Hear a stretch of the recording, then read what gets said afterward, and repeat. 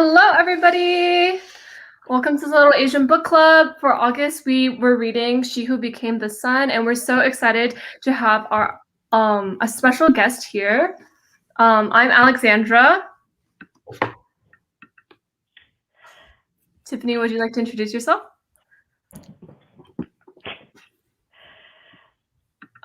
That's Tiffany. Okay, sorry, my thing was really laggy for a second, but hello, my name is Tiffany, one of the co-hosts of Little Asian Book Club. So sorry about that, but I was like, love this book. It happens, heck, you know, Zoom and everything, but had a great time reading this book. Was so at the ending, so I'm so excited for us to dive a little bit deeper. Are we starting now? Did I miss Shelley's introduction? Oh no. You can introduce her. Or Okay. Shelley, would you like to introduce her? Hi, it's so nice to be here. I'm Shelley Parker-Chan, and I wrote She Who Became the Sun. I can't point at it. So, yay, it's really nice to be here, and looking forward to chatting. So as a quick icebreaker question, do you want to tell us about a bucket list item maybe that you have for before the end of 2022? I would like to be out of lockdown before the end of 2022. I am not sure this is my personal bucket list item, but my family's bucket list item. They have been pestering me for 6 lockdowns to get a dog. And I was always like, no, I don't have enough love in my heart for a dog. I only have enough love in my heart for my book and my child. But I finally cracked and we got a dog. So I guess that's been a bucket list item. Actually, we're picking it up on the weekend. It's a greyhound. So there's lots of spare greyhounds around. It's actually really competitive to get a dog these days. The dog interviews you because there's so many families who want a dog. Dang. Wow. Especially probably because of lockdown, like you want a companion at home too. Yes, I feel that very, very, very much. I would also like a dog, but a greyhound is so exciting and very like energetic, I assume. Apparently they're really chill. So we requested a chill one, but apparently they're just super lazy because they can only like sprint for a minute at a time and then they just like fall over. So apparently they're like a cat, but just much bigger. So I'm a cat person actually. So I wanted a pet that would just sit on the couch and keep me company as a right. So apparently a very large dog is the way. That sounds perfect. Yeah, that's so exciting. Does your dog have a name? It comes with a name, so its name is Layla. Oh, that's pretty. I figured I'm not going to change it. It's happy with its name. Yeah. Okay. So as we dive into the questions, we do want to point out that this will be spoiler filled. So if you have not read it, especially like the last 100 pages, you need to leave because you will be spoiled and you're going to ruin the reading experience for yourself. So please come back, rewatch it at the end, discuss with everyone in Discord, and we're excited to have you be a part of the conversation. Yay! So let's jump right into the questions. We're gonna start with some like research and background because this book is filled with a lot of like historical background and historical context, and it was super interesting reading about it. Very vivid. But what inspired you to create She Who Became the Sun? And we know you previously worked as a diplomat and international advisor on human rights, gender equality, and LGBT rights in Southeast Asia. Did your background in politics influence how the story came to be? So the last part of that, no. I was so sick of politics. I was so sick of these old men bickering over power really pointlessly and causing everyone's life to be so miserable, the ordinary people. I was just like, screw this, I'm out of politics. I want to write something really escapist and fun, actually, which doesn't deal with any of the nitty-gritty of revolution. You know, it's just that pure power rush. So I guess I started off with the idea that I'm oddly obsessed with monks. I always have been. I don't know why. I love the idea of people who just give up everything and just go sit in the monastery and like try and be perfect. I guess maybe that's the overachieving type A side of me or something. So I love monks. And then I became interested in the idea of a bad monk who tries to be perfect and then actually goes, you know what, life's more fun if I'm not perfect. And I came across the idea of the story of the Hongwu emperor, who was this horrific, tyrannical man who just like had the most astronomical rise to power in all of human history, pretty much. He was like a peasant and he became the emperor. And he was a monk along the way. I was like, oh, hey, this guy is the worst monk of all time. You know, if you're supposed to be like sitting in your monastery, like being a good person and being compassionate, he's just like, I'm going to rule the world. And, you know, I'm just, why not have fun with that and make that person like the ultimate patriarch, like actually not be a man, and then like sort of like, you know, break that patriarchal system a little bit in a fun way and get that power rush of someone who's the lowest of the low, who's this peasant girl, gets to be the emperor. I thought that was just fun. Yeah, I really like the take on it. And it's like this person just woke up and chose violence. Yeah, exactly. So she who became the sun reimagines the life of a Hongwu emperor, Zhu Yuanzhang, as you said before, who's the founder of the Ming Dynasty. And the book also talks a little bit about the Red Turban Rebellion that took place between 1351 and 1368. So we wanted to ask a little bit about this historical context, because many of us weren't really familiar with it until we read the book. And so what drew you specifically to this area of history in particular? And also, how did you struggle, or how did you find balance between remaining faithful to history, but also putting your own spin on it? That was very long-winded, I'm sorry. No, it's okay. Yeah, this is, the Yuan dynasty is the most obscure of dynasties, and it was also really short. So every time you read like a Chinese history book, they tend to skip over the Yuan dynasty. There's always like Song dynasty, Ming dynasty, and you're like, come on, guys, give me something. So it's only about 100 years long. Maybe it was even a bit less. And it was founded by Kublai Khan, who was the grandson of Genghis Khan. So the Mongols, being their badass selves, just kind of rode in and took over. And the Song dynasty like collapsed, and there were a few sort of interim dynasties. But they were terrible rulers of China. China is massive, and it was a sedentary population with this really established bureaucracy and civilization. And the Mongols were these like steppe guys, and they kind of didn't have the right systems. And they kind of built their own systems on top of the Chinese systems, but then they were also trying to keep control of, they were occupiers. So they put in place this really brutal system of controls. Like if you were ethnic Chinese, you know, you weren't allowed to carry a weapon. You couldn't move away from your birthplace. Like you couldn't enter the imperial examinations, like to join the bureaucracy, which was traditionally a way that you could escape your, you know, place in life and make something better of yourself. So it's actually really interesting because it was a time when, because people weren't able to better themselves in the traditional ways, you got a lot of really bright people like trapped, you know, as peasants, and this kind of bottled up angst of people who are like, well, I deserve better, and, you know, I'm just being held down. So when the Mongols started to lose control, there was this kind of like bubbling, restive, like bunch of really smart, bright people who hadn't had the opportunity. And they were just like, hell yeah, now's my time. And, you know, a whole bunch of them just kind of rushed up to seize power. And it was both extremely violent and chaotic and terrifying, I think, for ordinary people. It must have felt like, you know, the end of the world. But at the same time, in that chaos, there are people who are like, you know, I'm a peasant and the sky's the limit. You know, I can actually take all the opportunities that are presenting themselves to become something better. And I thought that was really interesting.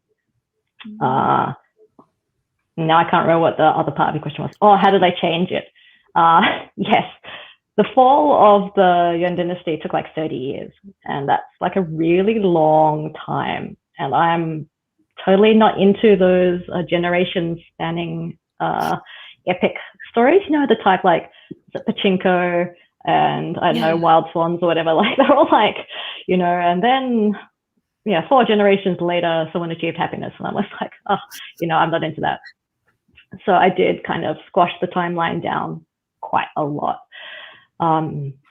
Distances are very large, so people are marching for years. So I'm like, they marched, they got there in a month, you know, so sue me.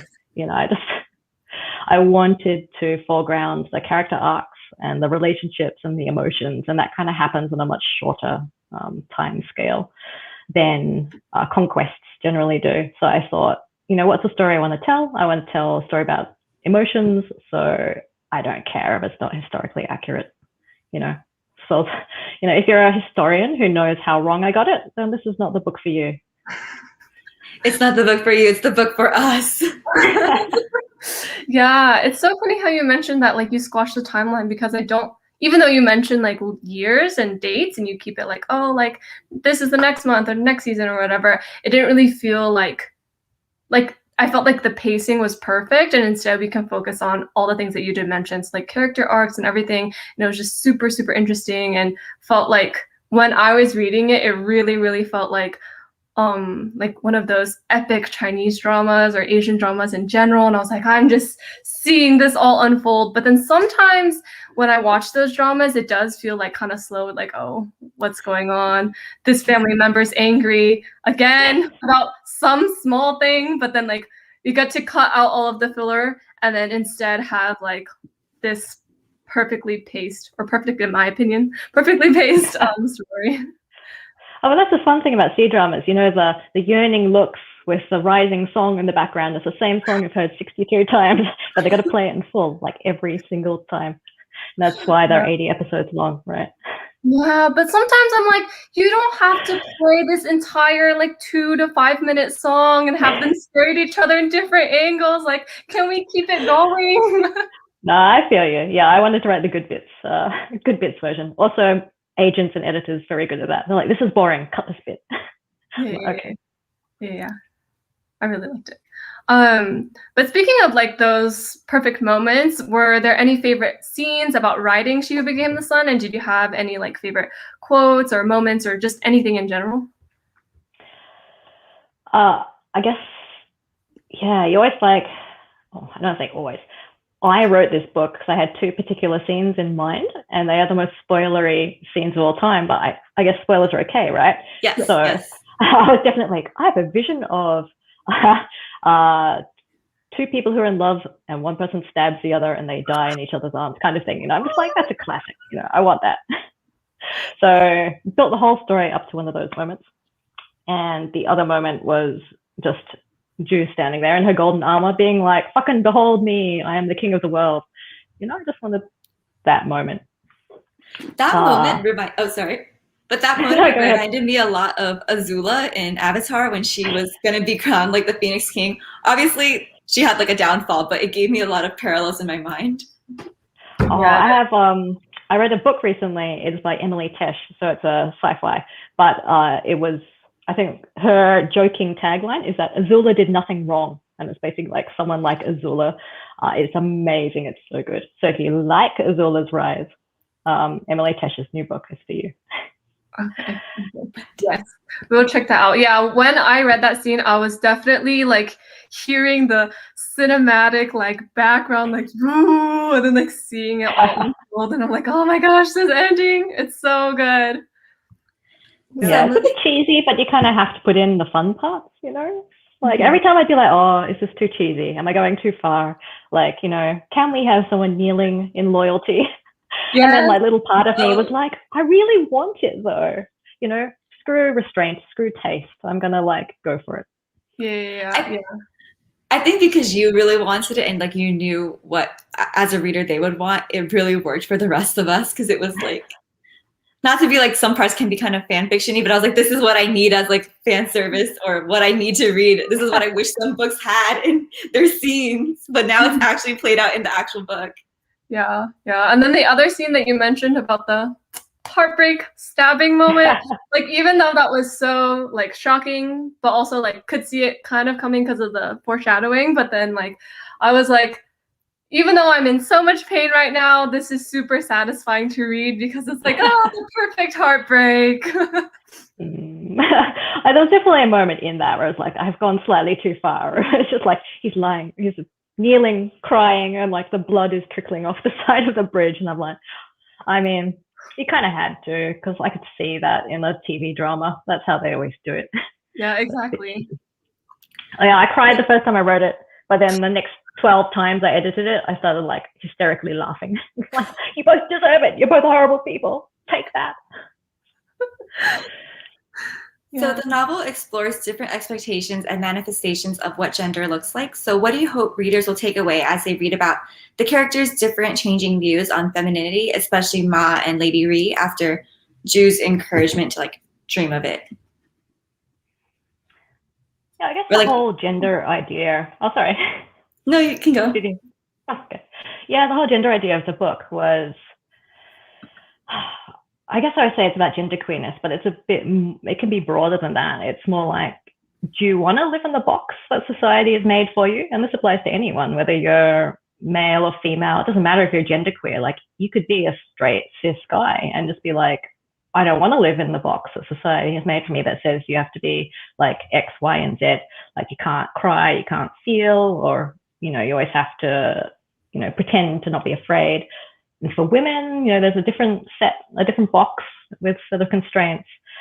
And I just kind of wanted a wish fulfillment character in a way, who could be that person who has the courage to step outside of the box and like kind of bust free. And then is an example to other people in the book. And one of the joyous things about writing a book with several female characters and AFABs and stuff is that they get to have little side chats between themselves. And, a lot of fantasy books, there's only like the one girl, and that girl then has to represent everything. Mm-hmm. And I can't say I have that many female characters, but I have more than one. And so they all got to be slightly different. And, that's kind of okay. Like, Ma is this sort of like compassionate, traditionally feminine kind of character, but she still wants to break outside of her box in her way. And so, she sees Ju represents like a different path. And then she's like, oh, actually, I can choose a new path for myself.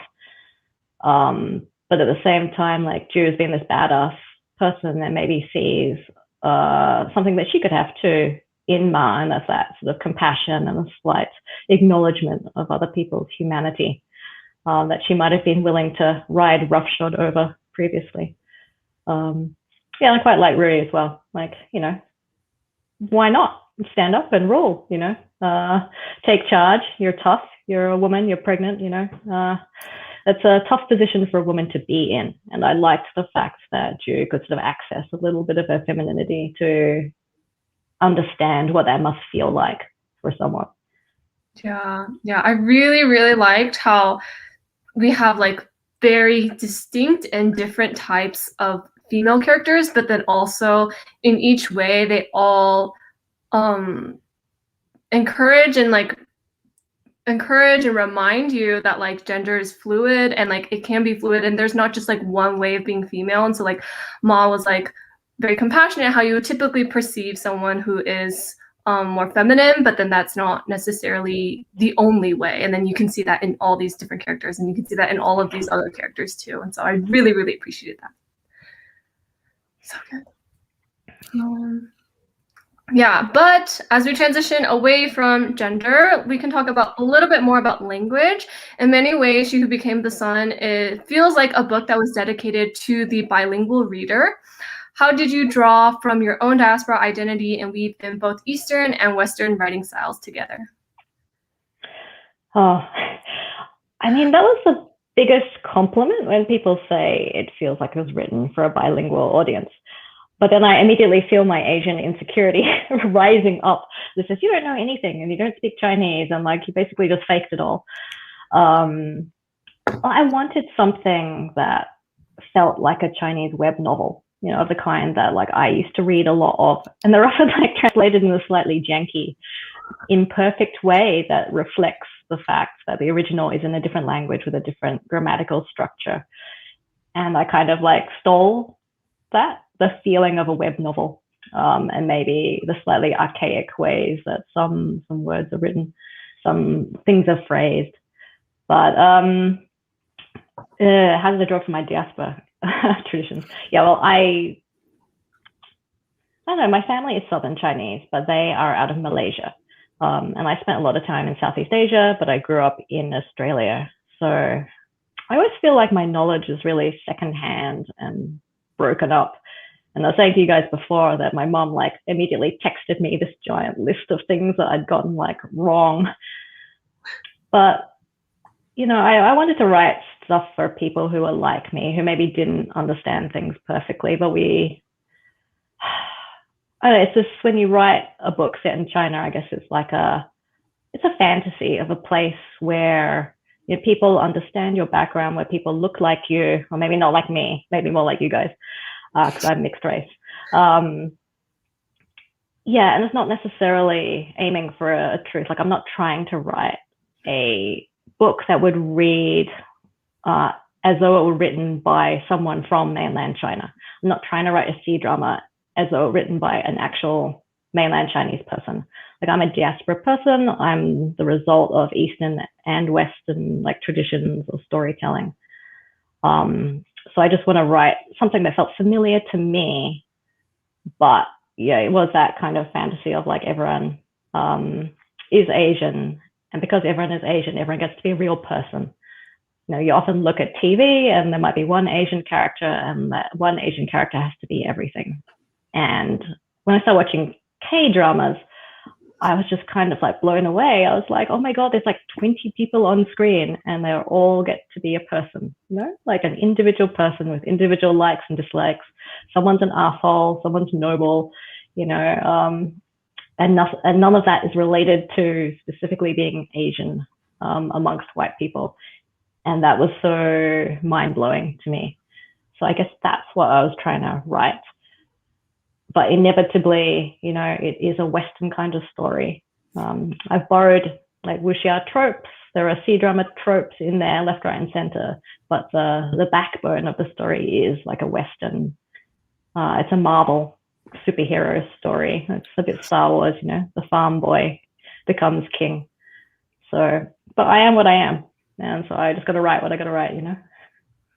Well, it all came together very well, and we have some love in the comments talking about web novel translations. And Xandra knows that I'm obsessed with web novels and webtoons. I think earlier before you joined the call, we were discussing the Untamed and how originally for the web novels, it was fan translations that were posted online. Now it's officially being published, which is really cool of them. But just those little snippets of how people who are between both worlds can incorporate the language and adapt it for a way that's something that the rest of us understand is really awesome. I think one specific thing that I noted within the book that I was like, oh my God, I know what this means, was when you use the rice bucket insult. So I was like, wait, I know what a fentong is.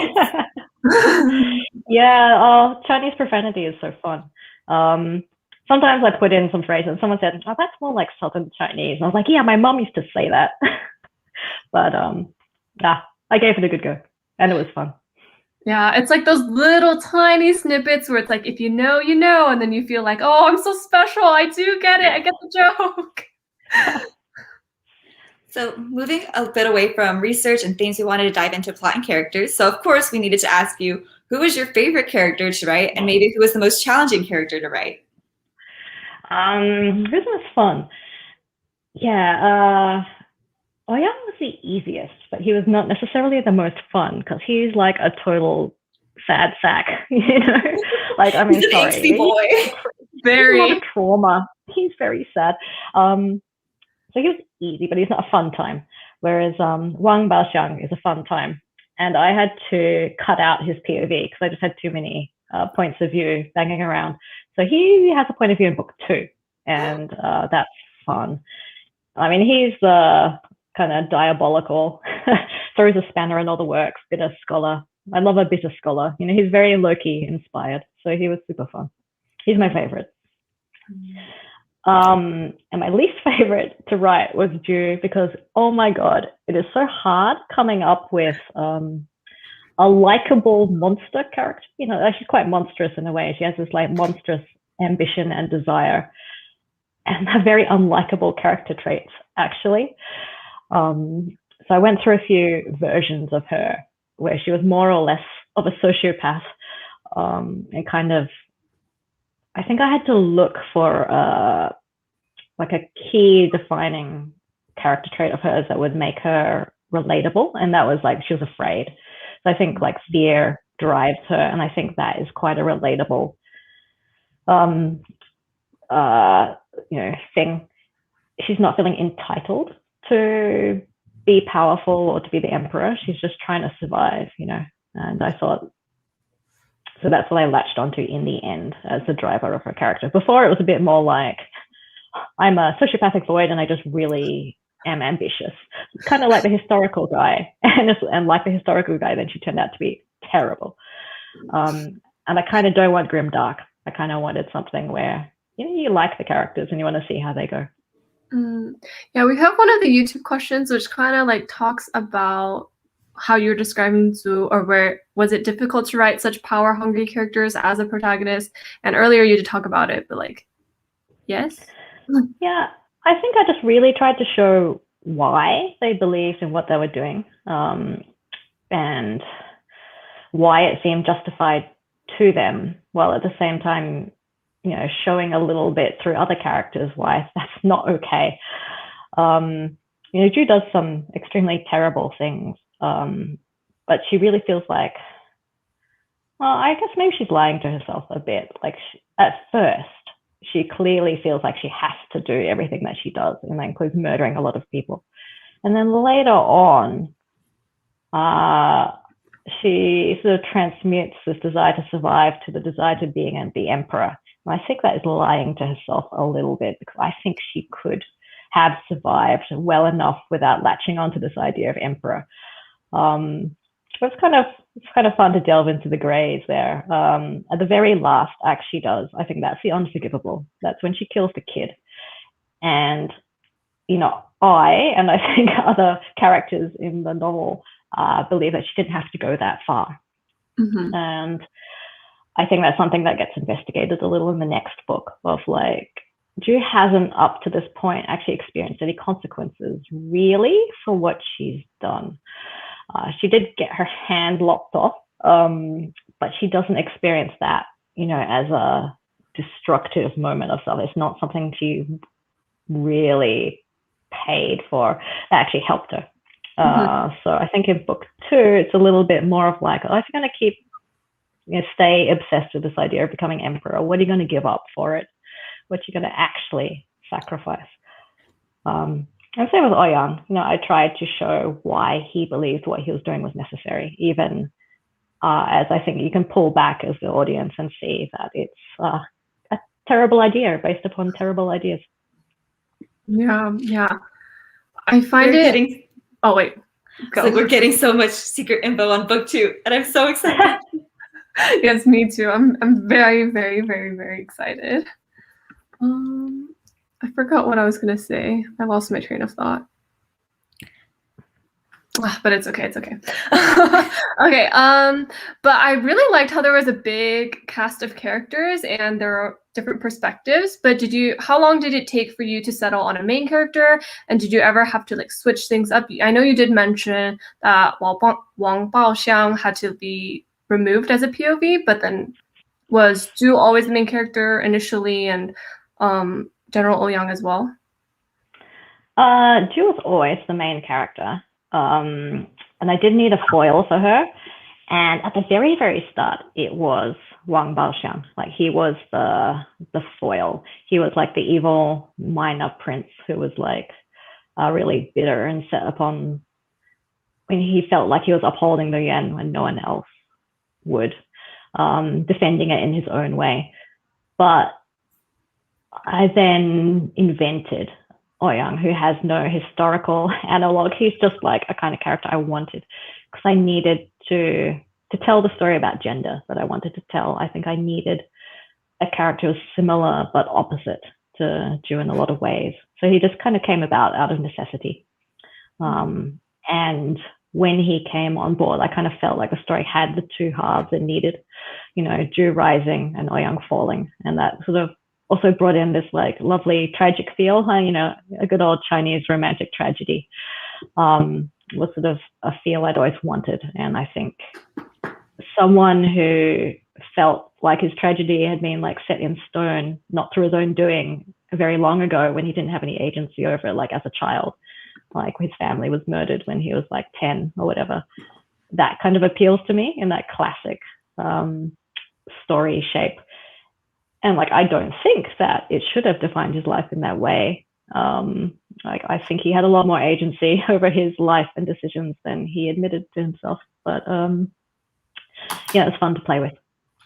And I did have like 8 points of view, because I was trying to write a Chinese drama, and you know, like they have a cast of 50 people and they all have points of view, and then you're following like so many story strands. But a book this size doesn't hold 8 points of view very easily. So we whittled it down to 4. it worked out. It worked out in its own way. And I think we also really liked seeing how Ouyang and Ju, like when you decided on those two finally, or Ouyang, I guess, it really felt like they were two sides of the same coin, both in their ambitions, their gender fluidity, and queerness. So I guess another question we had was that normally in a fantasy novel, it can be appealing to make the two main characters star-crossed lovers or romantic interests because enemies to lovers is a fantastic trope, but I actually really liked how it wasn't a main focus here. Can you talk a little bit about why you intentionally chose to include Ma and Isen and how the two relationships serve as foils? Yeah, I know. I really love enemies to lovers as well. And one of the biggest influences on this book was a series called Captive Prince, which is about, I don't know if you know it, it's like this epic story about enemy princes, one who has been captured in disguise. And it's a trilogy, and the tension is amazing because, you know, they obviously don't know the truth of the identity. But the hate is so intense. And the lovers part is only attained really reluctantly and over much trials and tribulations as like trust is built. Anyway, so I love enemies to lovers, which I didn't do here. Because I think like it was the core of the story is a rise to power story. And the more other things you cram in there, the harder it gets to keep the focus on like where you want it to be. I was really taking a bit of a risk by having like the Ouyang side of things, but I needed him for the gender story, I suppose. So yeah, it's Ju's rise to power, so it couldn't also be like a romance. Like, so I have seen some criticism like, you know, Ju and Ma, like, it's not really a proper romance. It doesn't work as a romance. I'm like, well, yeah, I mean, we sort of know that they're going to end up together. I don't consider it like a massive spoiler if people say that they end up together. I mean, she is the historical empress. It's more about people finding each other, like a found family kind of vibe in a sense than it is a traditional romance, like I would have thought. Yeah, and I tried to make their relationship part of Ju's rise to power. It's the moderating of her ruthlessness. So I guess it was always like a side aspect to what I saw as a core story. And on the other side of the equation, like the core story is Ouyang's inability to step outside of his toxic man box, you know, his filial piety that he'll cling to, you know, no matter what, even if it means like giving up what he actually wants. So again, that relationship is a little bit more of a side aspect. It's not the core. I didn't need to show, well, I thought I didn't need to show the build of their relationship in a traditional romance arc way. It's just something that's kind of always present, and that then is context for Ouyang's decisions and choices, bad choices, very, very bad choices. Yeah. Let's say very, very heartbreaking choices, but okay. I was gonna say I actually really liked how you chose to include Ma instead of having it as like a typical enemies to lovers, like not triangle, but like enemies to lovers trope, because I feel like if Ju and Ouyang ended up together, that'd be so toxic. It'd be so bad. It would just be like a whole mess and just a boom destruction because the two of them are just very strong. And then Ma toned Ju down a lot and just made it a lot more like grounding. And I feel like sometimes some people will look at a character like Ma and not see her value, because like a character who is compassionate, who is soft, who like is stable is very important and ultimately strengthens a very loud and takes up a lot of space characters such as Ju. So I really, really liked it. Yeah, and some of the comments we have say the same thing, where it's like, I love Ju and Ma's relationship, and as well as Moses' comment. I will say though, like jumping just to, like spoil the ending, even though the whole Ouyang and he said like what happened where Ouyang had to kill him was very heartbreaking. In some ways, I found Ma having to just like see Ju like kill the Prince of Radiance and also just like kneel before her. I found that to be much more like gut wrenching than the actual death that happened. And I don't know if other people feel the same way. The death is predictable, right? Like I feel like according to Chinese story tropes and story logic, like you knew how it was going to go down. It wasn't going to end happily. That kind of story setup, like, never ends happily. Yeah, actually, book 2 spoilers. We do see Ju and Ouyang interact a lot, and I think it's terrible. So I think you got that vibe spot on. Yeah. Oh my god! I kind of do want to see them not as friends, but like have those friendly interactions. Because I remember just thinking, when Ju was discussing like, oh, it was like things worked out, and then I don't remember which character. I think Ma was saying like, oh, but you got your, or I was Shuda saying like, you got your hand cut off, and I was like, yeah, this isn't really a friendship, but I don't know how else you would describe it. Yeah, I feel like every single time they interact, it's always like, ugh, a knife to the throat. I'm gonna kill you, and then like talk, and then like, okay. Actually, we're on the same side, kind of thing. Like, I think maybe we could go enemies to allies or something like that. Yeah. Oh, now I'm very excited for book 2. We will have more questions about that later and talk about that a little bit more later. But you mentioned how Ouyang was used as like more for gender, and so like let's explore a little bit more about gender specifically for Ju. Throughout the book, Ju uses she/her pronouns, but often angrily insists on being Chongpa in fear of the fates. And so whenever someone ever like questions like even maybe that she might be female or something, she's like, no, I am Chongpa, I am my brother, I am whoever. But why was this identity dynamic important for you to distinguish specifically her being female in the third person point of view? Well, I guess I was always conscious that no matter what pronoun I chose for the third person narration, like if we're going to go back to Middle Chinese, like it's a gender neutral third person pronoun anyway. So like in my head, like, yeah, it was always sort of gender neutral. And then the choice of pronoun does affect how people see characters for sure. Like I think, especially actually when I look at Ouyang, when I look at the fan art and the way people react to him, I think people have a much more masculine image of what he looks like than I think I do, or that is even perhaps described on the page. Like, according to what like I think I wrote on the page, but like bearing in mind that it could be a craft issue, I think that Ju and Ouyang look really similar. Like I designed them to be that way, to actually like physically resemble each other. They both look quite tiny and androgynous, and Ouyang does not look like a man. But I think that because his pronouns are he, him, people kind of face cast him in a C-drama beautiful man way. And I'm kind of like, he doesn't actually look like a dude. He looks like a girl. Yeah, and the same with like Ju. Like I wanted her to be a genderqueer character for sure. And I have sort of noticed like the fact that the pronoun is in the title and she uses she, her pronouns throughout. Yeah, I think sometimes that mutes people's awareness of the fact that she is a genderqueer character, because people latch on to the pronoun as a definition. But I don't think of pronouns as defining what a person's identity is. Yeah, like, could I have written a whole book using they, them? I don't know. Actually, like, use of pronouns has changed a lot since I started writing this book. It's been 10 years since I came up with the idea initially, and the world has changed a lot in 10 years, especially when it comes to trans and genderqueer identities. So it's interesting.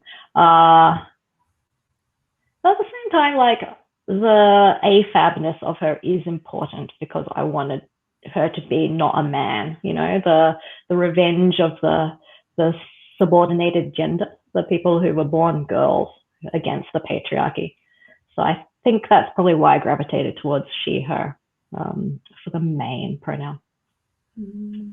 That makes a lot of sense.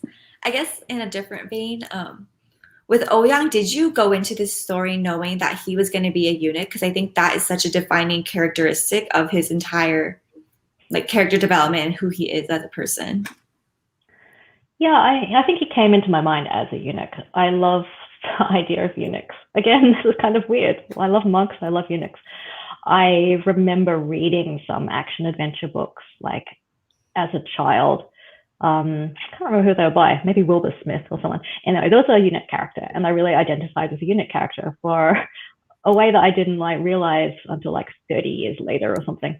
Like, oh, you know, eunuch is kind of someone who, yeah, feels like they're a man but is denied manhood in the eyes of society. It's like, oh, it's a trans analogy. You know, oh, how interesting. I finally figured this out like so much later. So Ouyang is, someone described him as an AMAB trans man. And I'm like, oh, okay, that's a really good description. That is how he feels to me. There are not many AMAB trans men around. There have been a few historical cases, and they usually ended with really tragically and terribly. But I did want someone who represented that, so that's why he's a eunuch. It's like the historical analogy. Mm-hmm.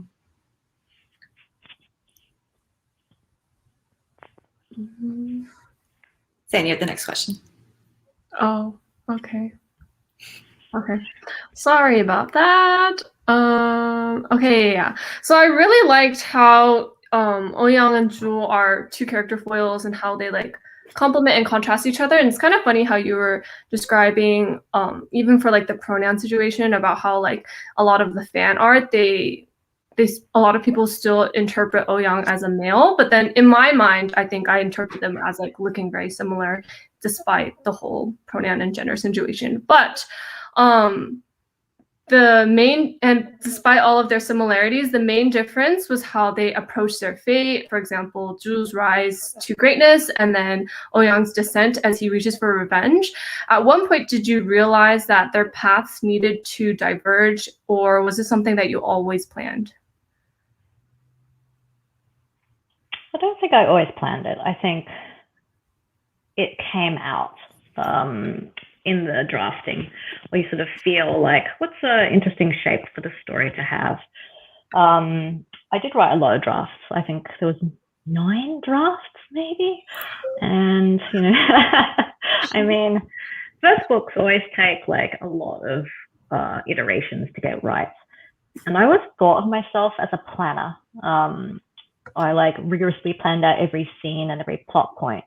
And I thought, oh, that's it, that's done. But what I didn't realize was that I think I'm a bit more of a discovery writer when it comes to character. So with each draft, I would discover character a little bit more and the themes a little bit more. And I think I just started to feel the shape of the book needed to have a kind of balance or symmetry in that way, which is you know, one rise, one fall. I love dramatic irony. I think dramatic irony is like really present in Chinese classic stories. Oh my God, my headphones are failing and falling out of my ears. I'm sorry. That's why I'm like fucking with them. Yeah, and yeah, the Chinese classic story shape always involves a tragedy. So I kind of just felt that feeling of like, oh, if one succeeds, one has to fail. Yeah, I think it balanced out really, really well, and I'm excited for book 2 is all I can say.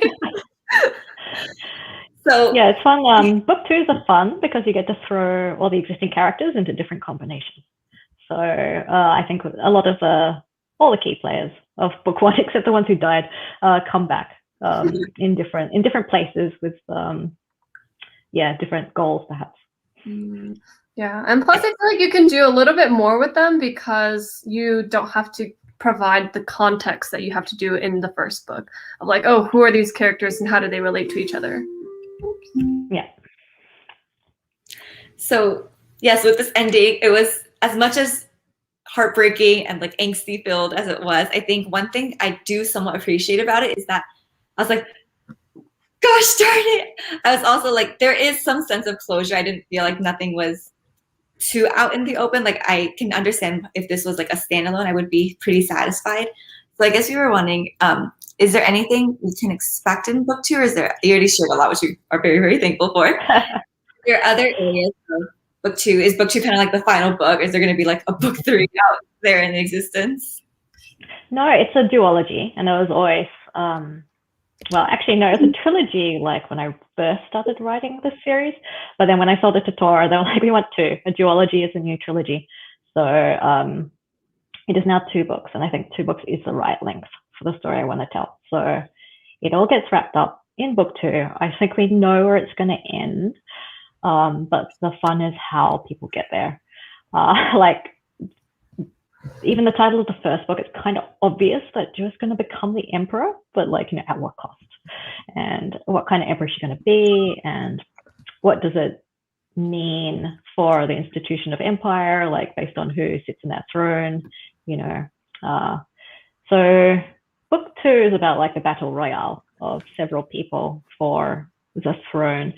And I think I have some thrown some spanners into the historical timeline to make it more interesting. So there are a few contenders for the throne that maybe did not historically exist, including some fun friends from book 1. Exciting. We have one question in the comments. Did you originally intend for She Who Became the Sun to be a series, or was it a standalone that changed over time? And actually, I have to be right back. I'll be back in 1 minute. I'm so sorry about that, but yes.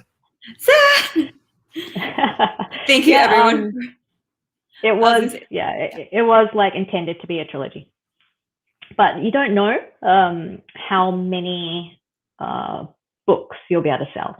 And I really thought that this was not a commercial book prospect. Like, to be honest, I really thought I was going to have to self-pub it or throw it up on Archive of Our Own, like as a serialized story, you know.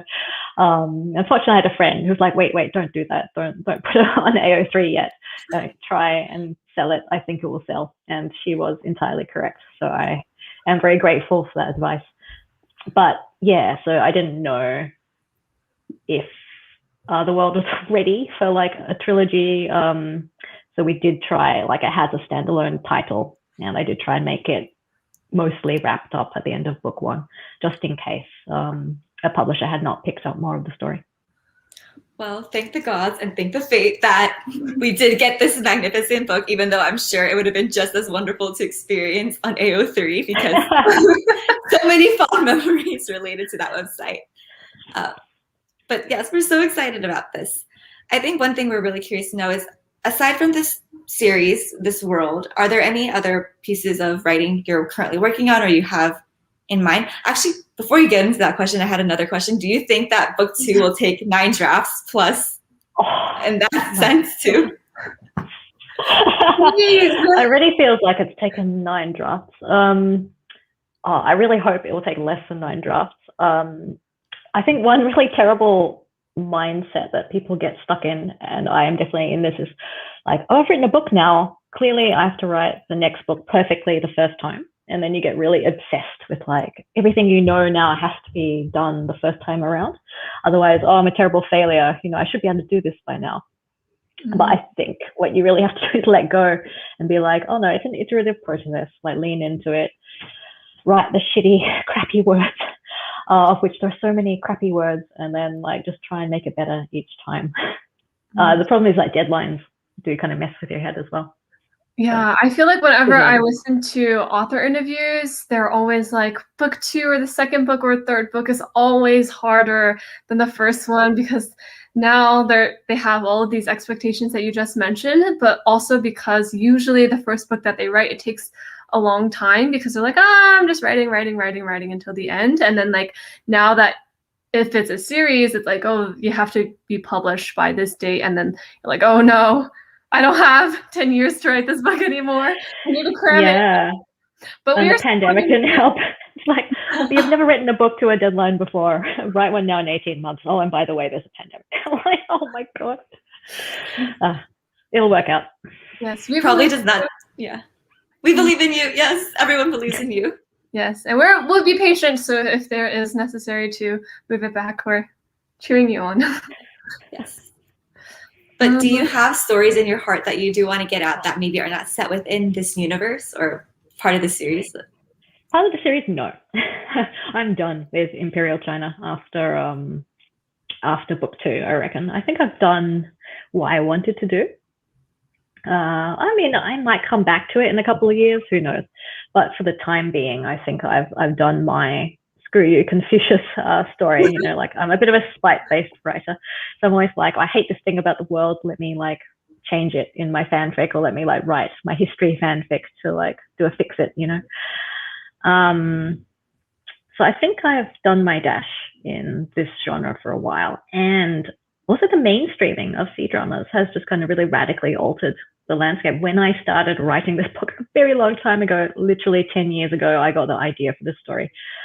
You know, there was not even Netflix as we know it. Was there?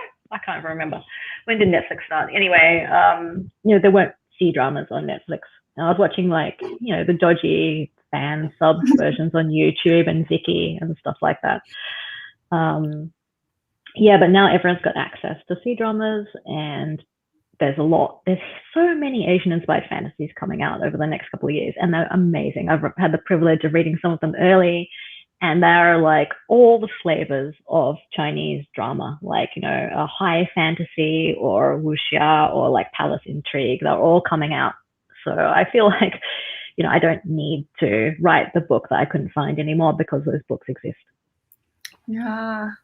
Would you ever want to explore a different genre? Like, do you ever see yourself being maybe a romance writer or science fiction? Yeah, I am a romance writer. I feel like I'm a romance writer. That is very true. In a stupid, like, action adventure. I remember cursing. Like, I was like, how come I'm not writing a romance? Why am I writing this bloody, like, epic rise to power? I don't even like epic fantasy. Somehow I ended up, writing a genre I don't actually read a lot of. Because I wanted a C-drama book, and it turns out a C-drama book is roughly equivalent to an epic fantasy in the SFS section. But I historically did not read a lot of epic fantasy, which is weird now because my inbox is full of epic fantasy manuscripts. So I'm actually a romance reader, a romance writer. Yes, I would love to write a romance with a proper happy ending at some point, but it would probably not be kittens and rainbows and fluffy, and it might be historical. Yeah, I don't know. I guess we'll see. Yes, we need that angst and the gray characters. Then we'll have all the feels. Our final question before our quick round of like hopefully speedy, fast questions. What do you hope for your readers to get out of these stories, and do you have any last messages for your readers? It's kind of weird because, like, once it's out of your hands, you know, it's no point saying, "Oh, can you please read my book in this way?" You know, people will make of it what they make of it. Like, I often see people say, "Oh, such amazing lesbian characters." I'm like, not actually lesbians, but you know, I'm not going to say that. You know, if you see what you want to see, if you see yourself represented in this book, you know, I'm all for it. You know, take away what you want. I did write it with the intention of being like, not destroy gender, but maybe like, can we please like expand the ideas of, you know, what gender is, and maybe not feel so trapped in like trying to perform gender in a certain way according to like criteria that have to be, you know, ticked. Let's just be free. But, you know, if people take that away, that's great. If they see something else, like I've actually had people be like, I don't really see the gender side of this, but I just like the action adventure. Yeah, whatever. Enjoy it how you want to enjoy it. Yeah, love it.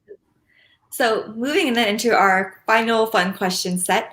Our first question for you is, what has been your most anticipated 2021 release, whether it's published or unpublished yet, or do you have any books you're looking forward to in 2022? Ooh, most anticipated in 2021. I've read so many books and I lose track of their release dates, so it's really hard to know. I think 2022 is Daughter of the Moon Goddess, which is Sulan Han's book, and it's amazing. It's really fast paced, and it's just kind of like doesn't put a foot wrong. It's about the daughter of Chang'e, who's in the moon, and she goes down to the realm of the immortals to what's she actually trying to do? Oh, she gets caught up in the politics of the immortal world. And she herself is she's half mortal and half immortal. And she meets all the princes, the immortal princes, and it's just like really classic Chinese high fantasy tropes for like you recognize from C-dramas, and like the aesthetics is really like spot on, and I think will feel really like fresh and unique to people who haven't seen a lot of those like floaty robes, celestial like beings kind of like immortal lifespan dramas, which is very like unique, I think, to the Chinese like storytelling. And I think like it's just got a lot of heart. It's unlike my book where everyone is a terrible person. I think actually it's full of like decent people being really relatable and likable, and you really want to follow along and like sort of see them triumph. Like even the bad guy is actually like really likable, and it has like a bit of a love triangle in it, and it's just very appealing. So that's Daughter of the Moon Goddess. I think that's coming in spring 2022. I think the cover for that one is already out, right? It's like an illustrated cover. If it's the one I'm thinking of, then it's so beautiful. It's like a dark blue, and it's really stunning. It's just like luscious. And it's kind of like crossover. I think it's coming out of Voyager, which is an adult imprint, but it's got like huge YA crossover appeal. It's that fast-paced first person, like really, really readable. So it's really fun, and people should read that. I'm very excited to read it. And our next question is kind of a very hard one, but what is a book that you would recommend to everyone? Oh, God, what? Sorry. It really depends. I mean, the book that kind of stays with me that I'll never, ever reread, you know, there's books like that. I like The Sympathizer by Viet Thanh Nguyen, is that his name? Mm-hmm. I've only read it once, but it destroyed me. I just remember thinking it was like a masterwork of, again, like that thing of like a book about Asian people where everyone just gets to be a person and they don't have to represent any kind of good Asian or bad Asian. And in this case, it was like refugees. It doesn't have to be a good refugee or a bad refugee or have a stereotypical refugee story. But like people have come out of Vietnam and had a variety of roles in like the war and the resistance, or as victims, and they come over to the West and they carry all that past with them and are playing it out in new and interesting ways in the West. And it doesn't accord to any stereotypical refugee story that white people will tell about them. Like they have their own histories and you know, did some terrible things, and they're not victims, they are themselves. I thought it was amazing. And there's also a book that will tear you apart in like a horrible way, and you're just like, this is too, it's just really violent and really hardcore, but so true. So it's amazing. And the sequel came out, and I bought the sequel, and I have not had the guts to read the sequel yet. So anyway, but I think it's astonishing. It's a masterwork. I'm so excited to read it. I bought it a couple months ago, but then one of my friends was reading at the time, and she was like, you can't just read it. You have to really be in the mood to like sit down and absorb it, because it is hefty and like not like some lighthearted read that is like, oh, I can read it and just be fine with it. But this is like, oh, you have to sit with the weight of the story. So I'm like, I'm trying to wait until I get into the mood to read it, but I'm really excited to pick it up. Yeah, it's maybe not like pandemic reading. You know, it's not like a light read, and like all the trigger warnings. Like it's really upsetting, like viscerally upsetting as well. But I love it, and I highly recommend it. Ooh, I'm excited to read it, but I'm a little scared. Moving into the next question, what is your favorite Asian food or favorite food in general? I should have prepared better for these questions. I did see that you'd send them through. Like, I got to think really carefully about what's my favorite food of all time. Oh God, I really love so many different kinds of food. Yeah, like, I mean, I grew up with kind of Cantonese type foods, you know, like turnip cake and winter melon soup and like stuff like that. So like they always have like a soft spot in my heart. Oh, I really love zongzi, the little like pyramid like guys. And I was really upset the first time I learned that everywhere else in China they have like different varieties of them, because I really fixate on like, this is my one thing and this is how it is, with like pork and like crushed like lotus seed and like delicious things inside. And then I think I learned in Shanghai they have like a sweet one, and I was like, that's wrong, you know. But you know, each to their own. Yeah, I'm a sucker for glutinous rice. Anything like that has a like nice chewy feel is like my favorite. Yeah. I didn't know they had sweet ones. My family always eats it with like peanuts and the lotus and like pork, and maybe sometimes like the mushroom, the Asian mushroom, the shiitake So mushroom. that's correct. This is the way, right? Yeah, and up in northern China, they do it like completely differently. Every time I meet someone who like, your family's from there? Oh, my family's from Shanghai, and so I'm like, slander. But at the same time, I personally don't like the sweet ones, and I like the savory ones. So I'm like, the slander. But I agree. Yeah, my family's from Taiwan, and I just like, whenever I go back, I always see them making it with like peanuts. Like it can even be completely plain, just with peanuts. Yum. Yeah. I'm always really disturbed when I meet someone from like way northern China or like even like Tianjin or somewhere, and they're like, "What? You eat like I haven't heard of any of the foods you eat. Is that even Chinese food?" I'm like, "What are you talking about?" But yeah, I'm like, "Oh, a wheat bun filled with wheat. Enjoy." That is the epitome of northern Chinese food. Okay. Final fun question. Hopefully this is fun. What are your must-watch or read wuxia stories? Oh, I'm gonna secretly confess something. I don't like wuxia.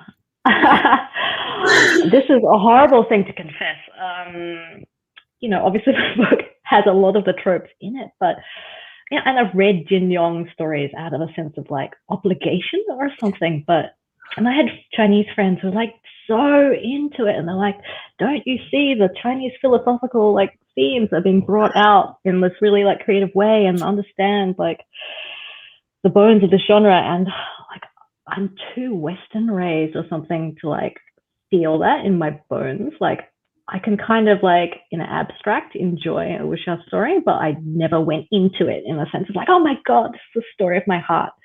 I much prefer a really soapy palace drama, like instead of like the the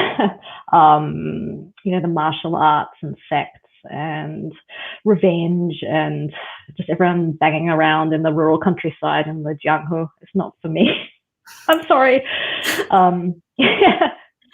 As a follow-up question to that, then, I think we're really curious to know what are your favorite Asian dramas? Because I think for me, I tried to watch The Untamed. First episode, I got so confused, and I was like, I can't do this. I need to go back to watch like the easy Korean dramas, like all the romantic ones, like True Beauty or like Strong Women Do Bongsu. Yeah, I also came to The Untamed very late. I mean, that is a more recent drama, and I'd watched a lot before that shaped my tastes in certain ways. So I'm not like, Untamed's not my favorite of all the dramas. And recently I actually really liked Guardian, which was by the web novel by Priest. And the drama's so bad though. It got like totally hit by the censorship stick, right? They had to like bend themselves in knots, and so I had this like very tropey, amazing reincarnation fantasy kind of premise where like one guy is like the king of hell, and he comes to Earth as this mild-mannered scholar. He's like a professor. And then there's this cop that he starts working with to solve supernatural crimes. And it turns out like the cop is the reincarnation of this great god from back in the day, who was actually the one who'd like made the king of hell. So they had this like bond, and they fall in love, and it's amazing. But the drama, like they weren't allowed to talk about reincarnation, so they had to make it kind of a really weird sci-fi premise where they were all like aliens. And it just, I don't know, because I couldn't say hell, so they had to say it was an alien realm or something. And like there were still like portals, and those were like vaguely science fiction, and it was terrible. But the actors did such a good job. The chemistry was amazing. Like you could tell that everyone was having a great time and wanting to be as true to the source as they could. So you could sort of sense that regardless. Anyway, it's fun. Like for the chemistry, if nothing else. Yeah. I'm not a fan of aliens, so I'm just like, that does not sound like my cup of tea. Yeah. I might check it out. You can always read the web novel. It's like, several hundred chapters, but it's actually not that long a read. Yeah. So thank you so much for being with us today. We had so much fun talking with you. Of course, just being able to just cry at you about the book and our much needed therapy is an honor in itself. And I'm sure everyone else in the comments and in the book club feel the same way. Do you have any lasting messages you want to send out? Well, just Thank you for reading, everyone. It's kind of like, I really thought it was such a niche book that no one would want to read. I was like, it'll be like 3 genderqueer Asians who will read it. So it's actually been really special to see it reach out a bit further than the 3 people that I thought might read it. So thank you. Yeah. So we loved it. We hope everyone else continues to love it and share. Like when BookTube comes out, just like shower it with love. Thank you everyone who is watching our live. Next month, our book of the month is A Wish in the Dark, which is a middle grade Thai-inspired fantasy. So hope you're excited to continue that fantasy train. And I don't know if Zan has any lasting messages. Thank you for bearing with all of our technical difficulties today, but we made it. And yes, that is all. So yeah, bye. Thank you.